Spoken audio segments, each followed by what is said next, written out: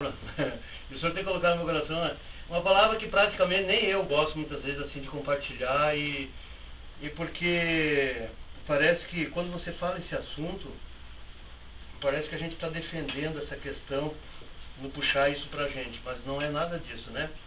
Que a gente precisa realmente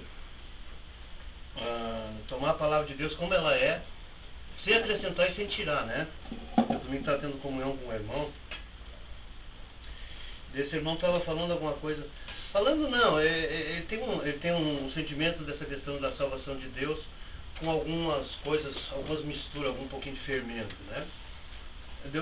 Eu lendo Romanos 10 para ele, eu disse assim para ele: irmão, nós não precisamos acrescentar e nem tirar nada da palavra. Simplesmente é como está escrito, acabou.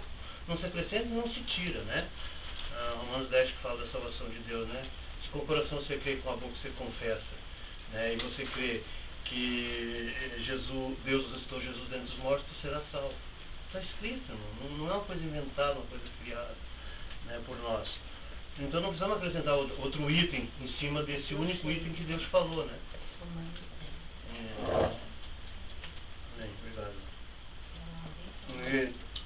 E esse assunto que hoje eu queria assim, compartilhar um pouco com os irmãos, existe praticamente em toda a Bíblia, tanto na história do povo do Antigo Testamento, né, quanto do Novo Testamento, que está relacionado com a disciplina de Deus. Todos nós temos um conceito que Deus, claro, não é um conceito, Deus é amor, claro. A Epístola de João fala isso, né, que Deus é amor, né, e o próprio Deus provou esse amor para conosco, né. João 3,16 fala que amou o mundo, né, de tal maneira que deu o seu único filho, para todo aquele que nele crê não pereça, mas tenha a vida eterna. Então Deus já provou esse amor para conosco, enviando seu filho a morrer por nós, né? E muitas vezes nós achamos que Deus não é capaz de nos disciplinar. Só que a Bíblia mostra bem ao contrário, né? E esse é um assunto que praticamente, no meio do povo de Deus, se deixa um pouco de lado, porque isso vem contra aquilo que realmente, quando eu vou buscar Deus, que eu vou buscar Deus só para ser abençoado, ganhar isso, ganhar mais isso e mais aquilo, né? E no entanto, certo irmão que já dormiu no Senhor, ele disse assim uma vez, e eu tomo a palavra desse irmão como para mim, que Deus não tem nada melhor, nada maior para nos dar nesse mundo, enquanto nós vivemos aqui como seres humanos, né, graças ao Senhor, regenerados, né, porque cremos em Jesus, nascemos de novo, tivemos essa experiência genuína, mas Deus não tem nada melhor e maior para dar para nós do que a sua disciplina. Porque nós temos um conceito que bênção de Deus está relacionado com coisas que Deus possa nos dar. Esse é um conceito, você não acha isso na Bíblia. Não acha. Se os irmãos acharem que bênção de Deus está relacionada a coisas que Ele possa me dar, então, por favor, os irmãos pode me abrir e mostrar que eu vou aceitar, porque até hoje eu não encontrei. Entendeu? Claro que no Velho Testamento, para a nação de Israel, a bênção era terrena. Era estritamente a bênção da terra. Tanto que para onde eles foram introduzidos, Deus em Canaã, a terra era tão rica, tinha tanta, a providência era tão grande, que um cacho de uva disse que precisava de 2 pessoas para carregar. Né? Israel, quando saiu do Egito, ficou 40 anos no deserto. Sequer a roupa envelheceu e a sandália nos pés ficou velha. Isso é uma providência divina, claro que é uma bênção terrena, claro que é. Mas isso era para Israel. Para Israel. E nós não somos Israel terreno, nós somos Israel celestial, nós somos a igreja, né? A igreja do Senhor, somos o povo do Novo Testamento, de Cristo para cá, né? Mas o que a Bíblia mostra claramente, que tanto as pessoas do Antigo Testamento quanto do Novo Testamento sempre passaram por certas correções, certa punição, certa disciplina de Deus. E a Bíblia tem vários e vários lugares, nós vamos ver se lemos algum, não vai dar tempo de lermos todo, né? Não que a gente queira aderir, buscar isso pra gente, nós precisamos sofrer, como é bom sofrer. Ninguém gosta de sofrer. Ninguém gosta de sofrer, né? Mas só que o próprio Jesus falou isso. No mundo tereis aflições. Aí ele disse, mas tem de bom ânimo, né? Porque eu venci o mundo. Quer dizer, se nós estamos nele, também, claro que a vitória será nossa, né? Nós vamos ter aflições, irmão. E não só a Bíblia mostra para nós essas questões da correção e disciplina e o tratar de Deus com o seu povo no decorrer da história, né? Porque a própria experiência nossa, a própria experiência da igreja, a própria experiência do povo de Deus na história, irmãos, é um caminho salpicado de sangue, salpicado de sofrimento, entendeu?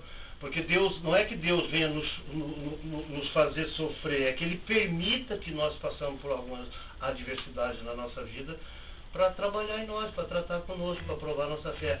Pedro fala que a nossa fé precisa ser mais provada do que o ouro no fogo. Os irmãos sabem como que se prova o ouro no fogo, né?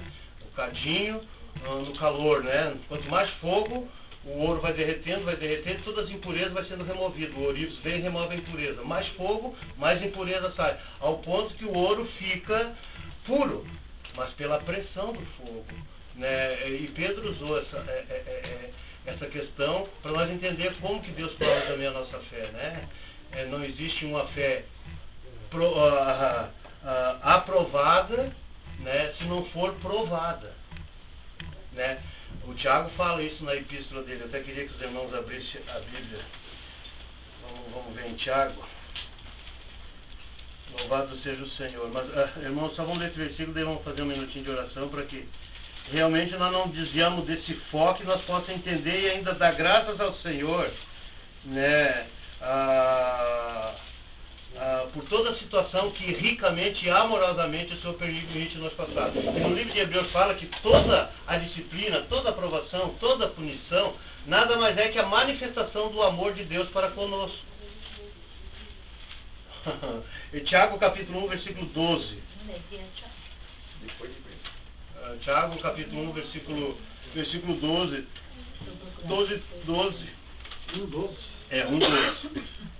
Louvado seja o Senhor. Quer ver, irmãos? Depois nós vamos ver alguns versículos sobre a história de alguns servos de Deus, né, para que a gente possa tirar a experiência do que eles passaram, entendeu? Para nós também aplicarmos na nossa vida, entendeu? Como eles passaram por certas dificuldades e no fim obtiveram a vitória não no sentido, na questão terrena, mas na questão daquilo que Deus realmente queria deles, entendeu? Tiago capítulo 1, versículo 12 fala assim, ó: louvado seja o Senhor.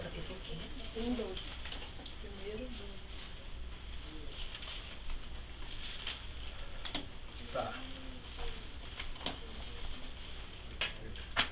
Acharam, irmãos? Amém? Depois de Hebreus, né? Tiago.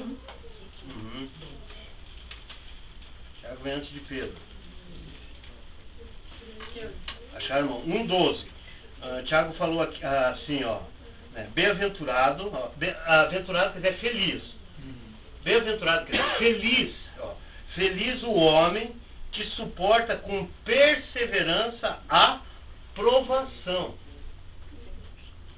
Então, feliz é o homem, seria assim de uma maneira bem correta para nós traduzir isso aqui, né, de uma linguagem nossa, seria feliz o homem que suporta com perseverança a provação. Quer dizer, a aprovação vem, mas ele persevera, ele é feliz. Olhando, e às vezes na nossa experiência nós não somos felizes. E as pessoas olhando vão ver que muitas vezes nós estamos de cabisbaixo, porque a nossa experiência com Deus ainda é muito pobre, irmão. É muito pequena ainda, sabe? Desses homens que passaram na história, né? Então ele fala assim: bem-aventurado o homem que suporta com perseverança a provação, porque depois de ter sido aprovado, receberá a coroa da vida, qual o Senhor prometeu aos que o amam. Então a provação com perseverança é para que recebamos a coroa da vida. Lembrando, coroa da vida nada mais é que o galardão, a recompensa que o Senhor tem para dar como um estímulo, um encorajamento para que nós perseveremos no dia da aprovação que se chama hoje, para que daquele dia sejamos galardoados com isso. O Senhor não está prometendo nada para o momento agora. Para o momento agora é aprovação.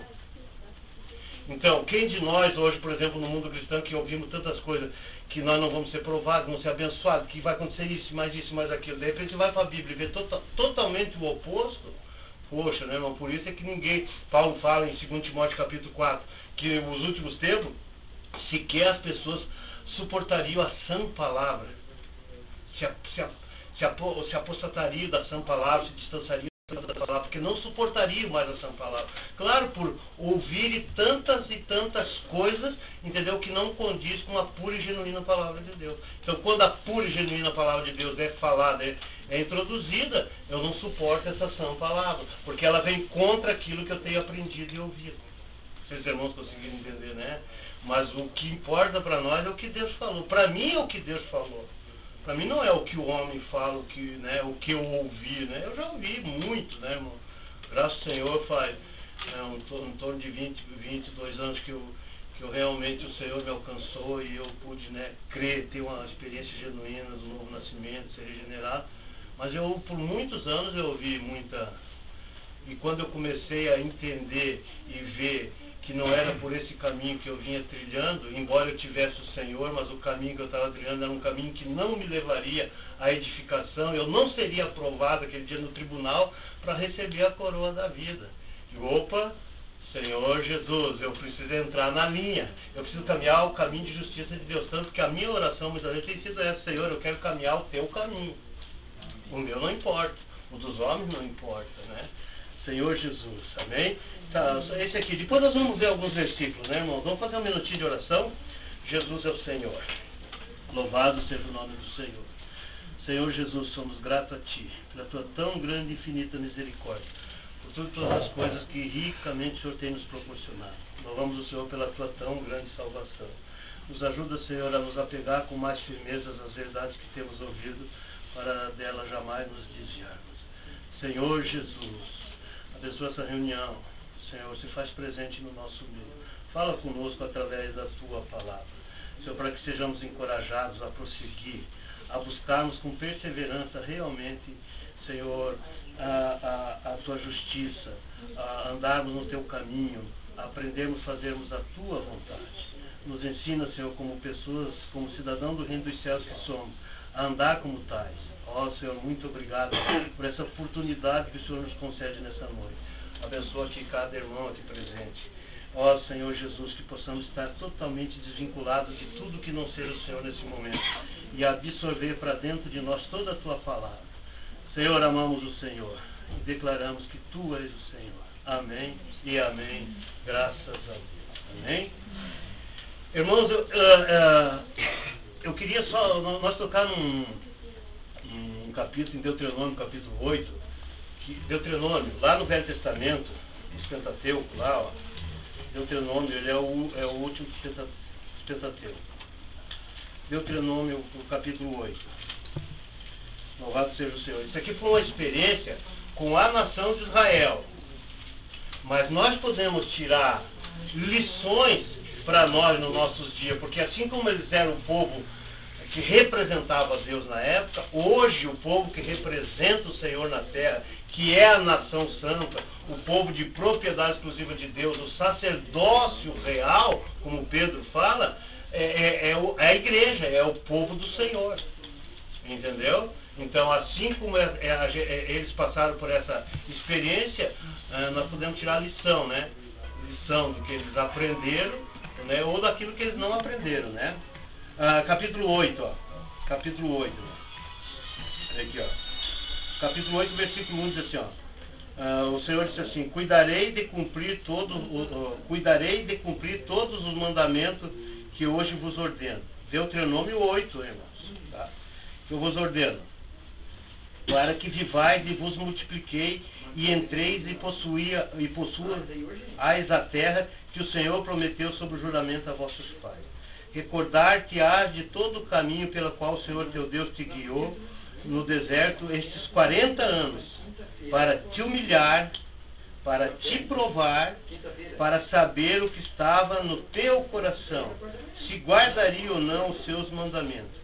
Ele te humilhou, te deixou ter fome, e te sustentou com maná que tu não conhecias, nem teus pais o conheciam, para te dar a entender que não só de pão viverá o homem, mas de tudo que procede da boca do Senhor viverá o homem.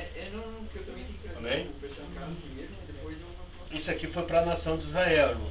Até essa palavra aqui, Mateus capítulo 4, quando os irmãos vão lá, que Jesus foi tentado no deserto, o Senhor citou isso aqui para Satanás, que nem só de pão viveria um homem, mas sim de toda a palavra que procede da boca de Deus. Aqui o Senhor provou Israel por esses 40 anos para mostrar o que estava no coração deles, que eles sequer conheciam. E no mesmos termos, nos dias que nós vivemos, nós não conhecemos o nosso coração. Nós mesmos não conhecemos o nosso coração.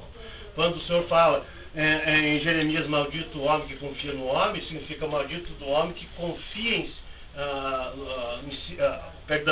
diz assim, maldito do homem que confia no homem e faz do seu braço, né, a sua força. Quer dizer, pessoas que confiam em si próprio, que confiam na sua capacidade, porque muitos de nós às vezes confiamos em nós mesmos, na nossa própria capacidade, porque nós não nos conhecemos. Nós não nos conhecemos. Aqui Deus provou eles por esses 40 anos, humilhou, deixou ter fome. Todo mundo conhece bem a história de Israel, para provar o que estava no coração deles. Para mostrar o que estava no coração deles. A qual Deus vira e eles não viram, né? Eles não tinham visto isso, porque quando Deus deu os mandamentos para Moisés, o próprio Israel falou assim, ó, tudo que o Senhor falar, nós ouviremos, e tudo que Ele mandar fazer, nós faremos. Aí Deus deu a lei, e não fizeram nada. Deus viu o coração deles, entendeu? Então, isso mostra que por si só nós não nos conhecemos.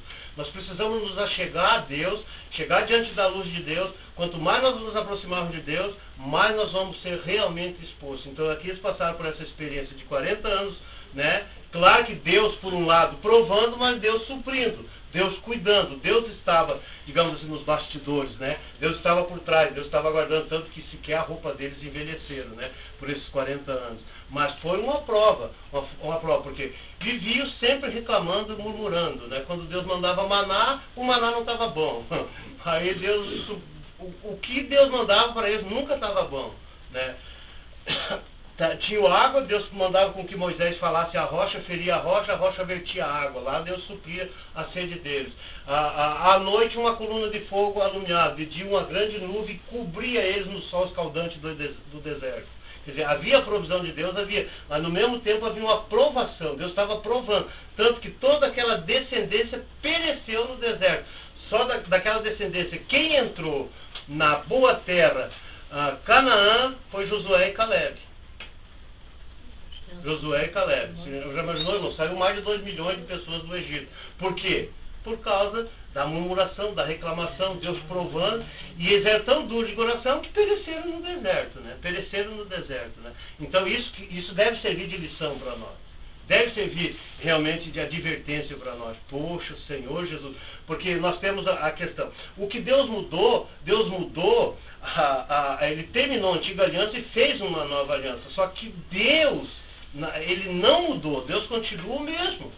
Ele é imutável. Lá em Zacarias o Senhor fala, o Senhor Deus, o Senhor Deus não mudo, né? Eu não mudo, Deus não muda. Então essa lição aqui de Israel, realmente ela é para nós assim esclarecedora e nos expõe. Então nós podemos ver que muitas vezes nós estamos numa situação de dificuldade que Deus quer mostrar para nós realmente o que está no nosso coração, né? Podemos falar com a boca que não temos isso, com aquilo, acolá, mas Deus sabe, né, o que realmente está oculto no nosso coração, né? Amém? E nós vemos assim, irmão, eu queria que os irmãos abrissem a Bíblia em primeiro Apocalipse, quer ver? Apocalipse, capítulo 3. Louvado seja o Senhor. 19. Apocalipse 3:19. 3:19. E isso aqui já está, isso aqui é na nova aliança, isso aqui é para nós, a igreja. Lá com a experiência que Israel teve. Então Deus provou, por causa da reclamação, da murmuração, eles passaram uma caminhada que era para 15 dias aproximadamente, sair do Egito, atravessar o deserto e entrar na boa terra. Levaram 40 anos e todo mundo pereceu no deserto. Só 2 pessoas daquela geração antiga entrou, né? Salvo Josué e Caleb. Por quê? Porque quando você lê toda a história, fala assim que eles tinham um espírito diferente, porque eles confiavam em Deus. E quando eles entraram na boa terra, chegaram lá e ainda estava cheio de tomada, cheio de inimigos. Eles ainda tiveram que batalhar, lutar para realmente ficar dono da terra, né? Amém? Então, a Apocalipse 3 e o versículo 19. O Senhor diz assim, ó. Eu repreendo e disciplino a quantos amo. Se pois zeloso, arrepende-te. Eu repreendo, aqui Deus falando, eu repreendo e disciplino. Então, como que nós vamos dizer que Deus não repreende, Deus não disciplina? Por que um pai, por exemplo, nós disciplinamos e repreendemos os nossos filhos? É a manifestação do nosso amor por eles, não é? Não é a nossa ira sendo descarregada neles. Porque se a nossa ira fosse descarregada neles nesse momento, não seria uma disciplina de amor, né? Mas seria a nossa ira se manifestando. E a repreensão de Deus, a disciplina de Deus, não é a ira de Deus. Porque se fosse a ira de Deus sendo derramada, nós seríamos fulminados. Fulminados. Então Deus disse assim, eu repreendo e disciplino a quantos amo. Ser, pois, zeloso e arrepende-te. Ser zeloso, né? E arrepende-te. Então, muitas vezes a correção, a repreensão e a disciplina do Senhor, ela vem até nós para que haja realmente um arrependimento nas nossas vidas. Não só o arrependimento, por exemplo, o arrependimento para a salvação. Isso nós ganhamos no momento que nós cremos em Jesus Cristo, nos arrependemos e fomos aceitos por Deus, né? Mas o arrependimento do dia a dia, o arrependimento para o perdão, para a comunhão com Deus.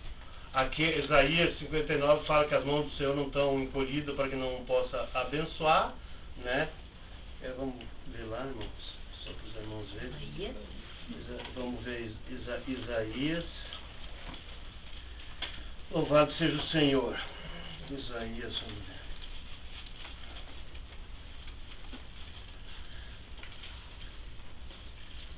Cinquenta e nove, 1. 59:1. Louvado seja o Senhor. Olha aqui, ó. Lá nós vimos que o Senhor fala assim, eu repreendo e disciplino.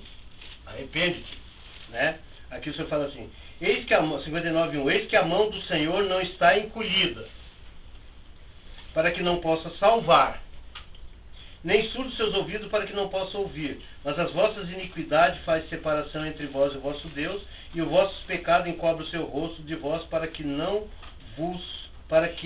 vos não ouça. Amém? Então, irmãos, muitas vezes existe uma separação entre nós e Deus.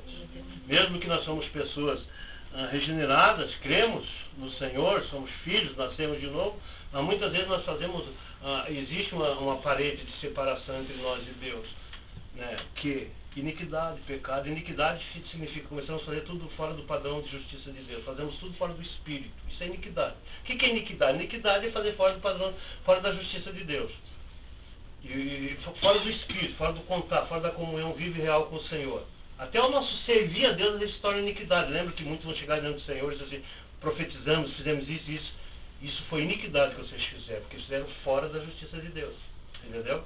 Então muitas vezes nossas iniquidades, nossos pecados fazem divisão entre nós e o nosso Deus. Aí o Senhor repreende, o Senhor disciplina para que eu me arrependa dessa situação e me volte a Ele. E assim a comunhão com o Senhor continue.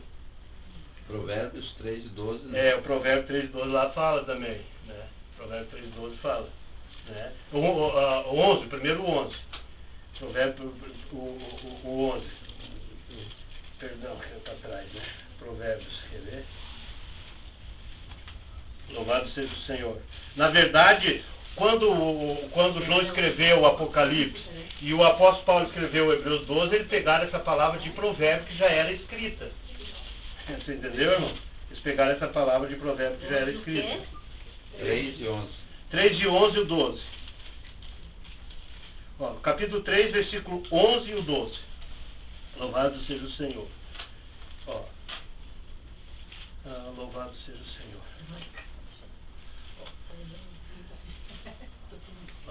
Acharam, irmãos? Já. Amém? Jesus é o Senhor. Diz assim, ó, filho meu. Amém. Provérbios 3, 11, 12. Filho meu, não rejeites a disciplina do Senhor, nem te enfades da sua repreensão, porque o Senhor repreende a quem ama, e assim como o pai ao filho a quem quer bem. O Senhor repreende, o Senhor disciplina aquele que Ele ama. Então, a repreensão, a disciplina de Deus é a expressão do amor de Deus. E nós achamos que a expressão do amor de Deus é: eu estou doente, o Senhor me curou. Ai, que amor, o Senhor me curou. Nós temos esse conceito, né? Não deixa de ser, claro, né, irmãos? Mas, olhando bem do ponto de vista de Deus, entendeu? A disciplina, a repreensão, na verdade, Deus está mostrando que nos ama. Que nos ama, né? Então, quando ele fala assim: assim como o pai ao filho a quem quer bem, assim como o pai ao filho a quem quer bem. Como nós, como pai, disciplinamos nossos filhos porque queremos bem, porque amamos os nossos filhos, né? Louvado seja o Senhor. E já que nós estamos falando de disciplina, vamos lá em Hebreus 12. Hebreus 12. Quer ver, irmãos? A disciplina, a disciplina do pai, por exemplo, como seres humanos, quando nós disciplinamos nossos filhos, é para que eles se tornem pessoas idôneas, pessoas que possam conviver na sociedade, possam ser pessoas corretas. Nós educamos de uma maneira humana. A disciplina é para isso, né? Hebreus 2? Hebreus 12. 12, 5 até o versículo 11. Louvado seja o Senhor. Fala assim, ó: estáis esquecidos da exortação que como filho discorre convosco? Filho meu, não menospreze a correção que vem do Senhor, nem desmaieis quando por eles és reprovado. Porque o Senhor corrige a quem ama e açoita a todo filho a quem recebe. É para a disciplina que perseverais, Deus vos trata como filhos. Pois que filhos há que o pai não corrige? Mas se estáis sem a correção de que todos se têm se tornado participantes, logo sois bastardos e não filhos. Além disso, tínhamos os nossos pais, segundo a carne, que nos corrigiam e os respeitavam. Não havemos de estar em muito maior submissão ao Pai do espiritual e então viveremos? Pois eles nos corrigiam por um pouco tempo, segundo melhor lhe parecia. Deus, porém, nos disciplina para o aproveitamento, a fim de sermos participantes da sua santidade. Toda disciplina, com efeito, no momento, não parece ser motivo de alegria, mas de tristeza. Ao depois, entretanto, ela produz frutos pacíficos, o que tem sido por ela exercitado, frutos de justiça. Irmãos, eu confesso para os irmãos, na minha trajetória, né, de cristão, eu tive em muitos lugares, muitos irmãos, eu nunca ouvi alguém falar Hebreus 12. Verdade mesmo, irmão. Verdade. Então, o que acontece? Aqui o Senhor corrige a todo que ele ama, a todo aquele que ele recebe por filho. Todo aquele que ele ama. Aqui mais uma vez está provando que a correção e a disciplina é a manifestação do amor de Deus. A manifestação do amor de Deus. Né? Só que o Senhor fala assim, que não é para nós desmaiar quando por ele nós somos reprovados. E nós somos reprovados. Na nossa experiência com o Senhor, nós somos muitas vezes reprovados pelo Senhor. Por causa da nossa conduta, irmão. Embora nós tenhamos a vida de Deus, né? Nascemos novamente pela experiência de cremos no Senhor Jesus, mas, irmão, no nosso viver, ainda não conseguimos viver um padrão de justiça que satisfaça a Deus por meio do Espírito, entendeu? Então, muitas vezes é a questão da repreensão do Senhor. Então, às vezes, nós ficamos atribulados quando realmente vem a repreensão do Senhor. Desmaiar não é que nós desmaiamos literalmente, né, caindo por terra, mas, irmão, quantas vezes nós reclamamos, murmuramos, não aceitamos a situação, logo já vamos: Senhor, tira isso é coisa do diabo, é coisa do Satanás, não é assim? Senhor Jesus. Quem está sendo provado não está bem com Deus. Né? Existe um conceito, quem está sendo provado sofrendo não está bem com Deus, né? Jesus não está bem com Deus, Paulo não estava bem com Deus, Pedro não estava bem com Deus. Ninguém na história estava bem com Deus. A galeria dos da fé de Hebreus 11, ninguém estava bem com Deus. Porque todo mundo foi provado, entendeu? Então aqui, ó, porque o Senhor corrige a quem ama e açoita todo filho a quem recebe. Quer dizer, por exemplo, você não disciplina o filho do vizinho. Você disciplina o teu filho. No mesmo princípio, existe, irmão, entre a humanidade, vamos falar humanidade, existe pessoas que são filhos e pessoas que não são filhos de Deus. Existem pessoas que não são filhos de Deus. Porque o Evangelho de João, capítulo 1, fala assim, que você só se torna filho de Deus quando você crê no nome de Jesus. Deus deu autoridade para se tornar filho de Deus. A saber, aos quais não nasceram da carne nem do sangue, mas nasceram de quem? Nasceram de Deus. Lá em Efésios capítulo 4 e 24 fala que nós nascemos agora segundo Deus. Segundo Deus. Né? Amém? Então ele fala que os nossos pais humanamente nos corrigem conforme melhor lhe parecia. E a nossa experiência foi essa. Eu tive 5 filhos homens e sei o que é, né? Porque asada, meu Deus. Só que eu não era de corrigir. Eu nunca fui de corrigir. Eu como pai, eu fui falho. Eu fui tipo pai, tipo Davi. Deixei o negócio correr meio solto. Sabe? Uma graça ao Senhor. O Senhor honrou que a gente tem colhido os frutos que os filhos se tornaram pessoas idôneas, né? Também o testemunho conta muito, né? E o Senhor me ganhou, eu era meio jovem ainda, não era muito velho. Então de lá para cá houve uma mudança e a nossa vida é a vida de semear. Tudo que nós fizemos está sendo observado, principalmente pela família, né? Então, irmão Ney, como é que está na tua tradução aí o Jó 5:17? Já vejo, deixa eu só terminar ali, ó, né? Parei um pouquinho. Quer ler? Pode ler, irmão. Eis que bem-aventurado é o homem, Jó 5:17, do 17 até o 19. Eis que bem-aventurado é o homem a quem Deus castiga. Não despreze, pois, o castigo do Todo-Poderoso, porque ele faz a chaga e ele mesmo a liga. Amém. Ele fere e as suas mãos curam. Amém. Em 6 angústias te livrará, e na 7ª o mal não te tocará. Amém.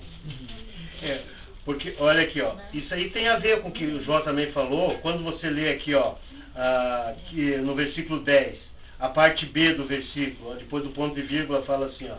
Onde? Hebreus 5, 10.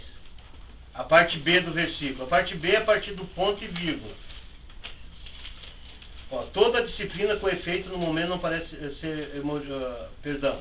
Pois ele nos corrigia por um pouco, segundo melhor lhe parecia. Eles quem? Nossos pais. Nossos pais, né?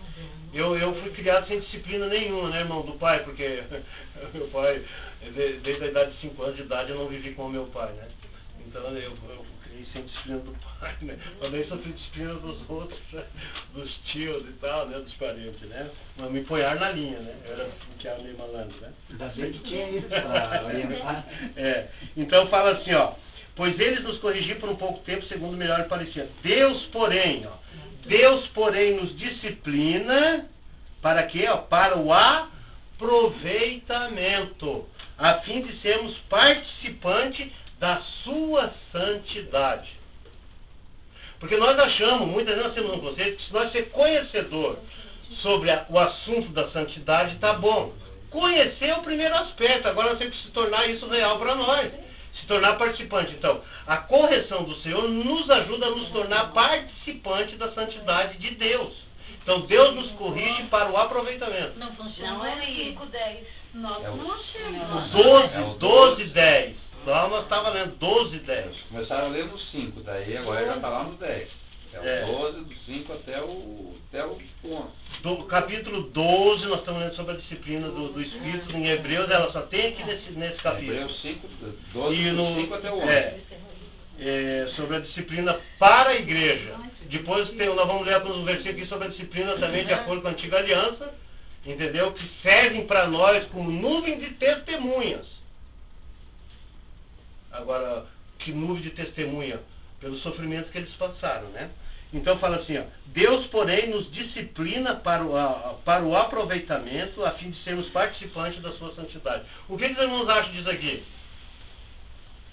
Precisa acrescentar alguma coisa ou tirar? Ou vamos pôr um pouquinho de fermento para ficar um pouco mais levedado? Esse pão ácido aqui não dá para comer, não tem gosto. Jesus falou que o fermento é a doutrina dos fariseus. O fermento é aquilo que o homem acrescenta sobre a pura, genuína palavra de Deus. Você entendeu? Essa é a doutrina dos fariseus. É o fermento que leveda da massa. Se a Joelma ponhar um pão ácido aqui na mesa, ninguém vai comer, porque não tem gosto. Mas se for um pão levedado, todo mundo come. Porque leveda é fácil de absorver. E fica até gostoso.